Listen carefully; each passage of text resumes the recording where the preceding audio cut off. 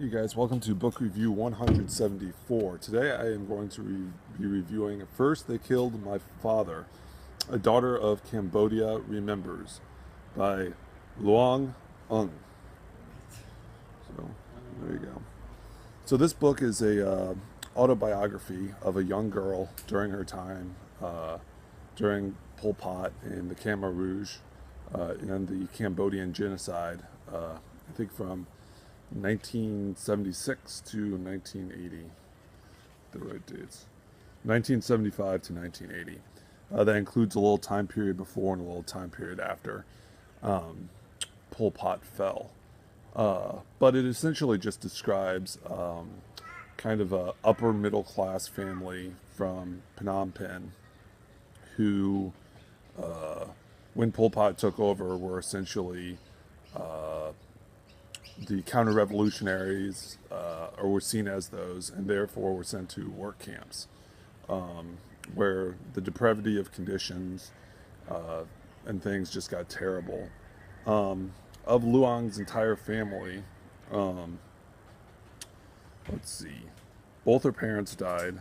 Her older sister and her younger sister both died. Her sister, yeah, she originally had 6 brothers and sisters, to make 7 total, and 2 of them, the youngest sister and the oldest sister, died. What else? I guess that's just sort of the facts of it. She was very close with her parents, as any 5-year-old would be.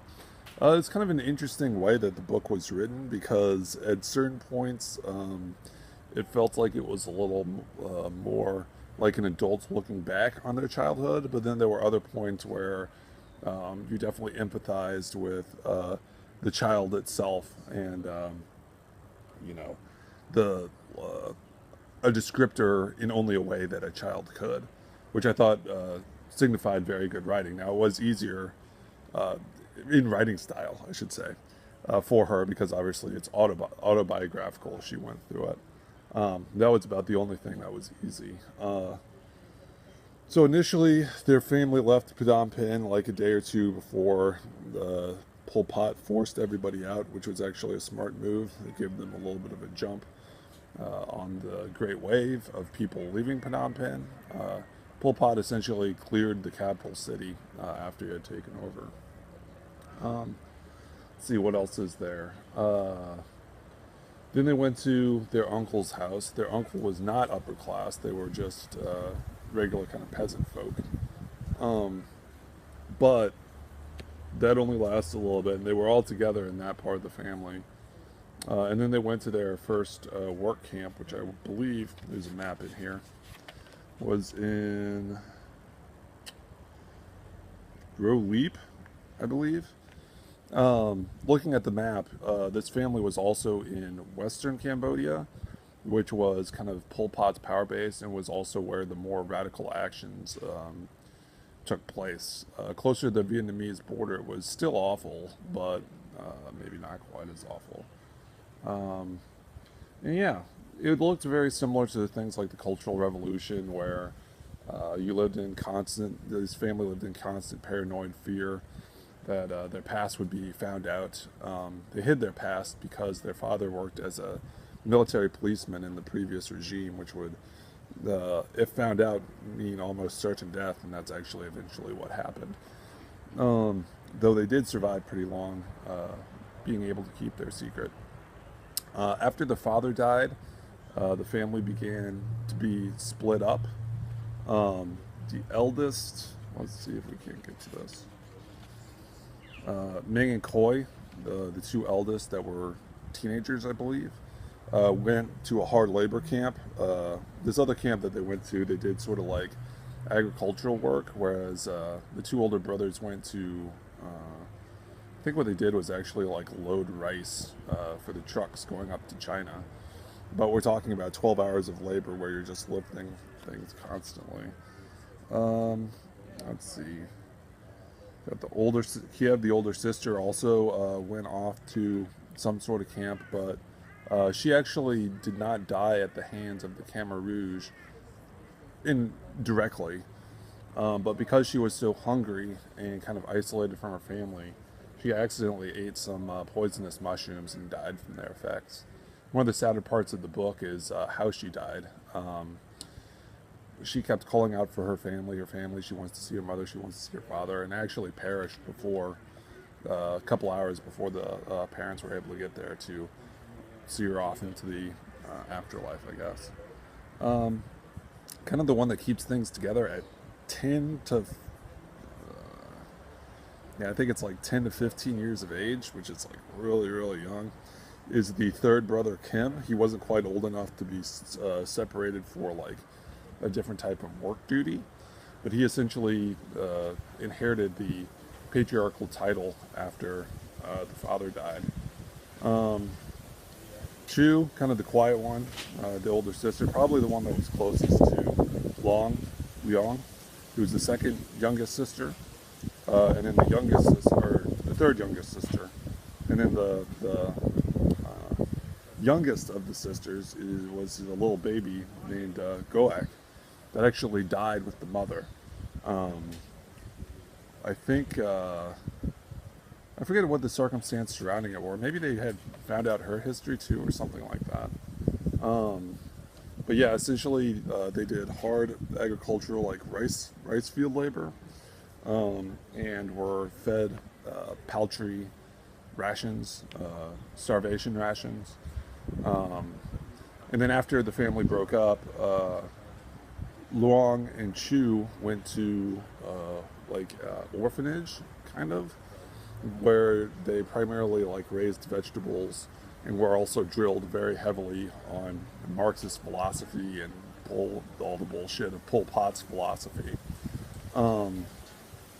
Let's see, what else is there? Kim went to a separate camp. And then eventually even Chu and Loung split because Loung, the author, I think I'm saying that name correctly, was very like a good worker and kind of stood up for herself, whereas Chu was a little more meek, bullied, wasn't as good as worker. So they actually sent Chu off to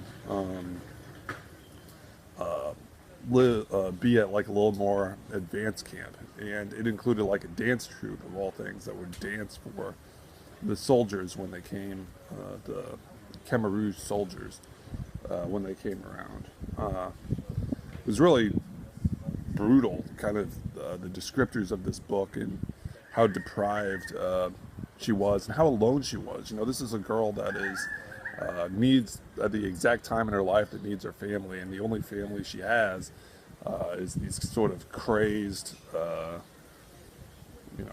political types that basically led the whole revolution. Well, eventually she gets out, and or she doesn't get out actually. The Vietnamese soldiers, that there's a specific word that they use for it, but I can't remember. That the Khmer Rouge always were anti anything foreign, and that actually hurt this family too, because the dad was a military policeman, but the mom was actually half Chinese. Which, even though it seems sort of weird, because China was a communist country at this point too. I mean, it still is, but particularly during this time period, it was kind of around when Mao was around. But apparently, the Khmer Rouge were very xenophobic, and even if you were a hardcore communist, if you weren't 100% Khmer or Cambodian, you could be executed or not necessarily even executed, but just done harder labor, get lower rations, etc., etc., etc., because of that. But eventually, the Vietnamese, I always say that word wrong. Vietnamese invaded, and it was very chaotic. There was she mentioned that one of her friends that she met in the camp actually had a piece of shrapnel from artillery hit her and kill her, which was very sad. Obviously, she kind of had been very close to this girl previously, one of the few people that she felt that she could get close to.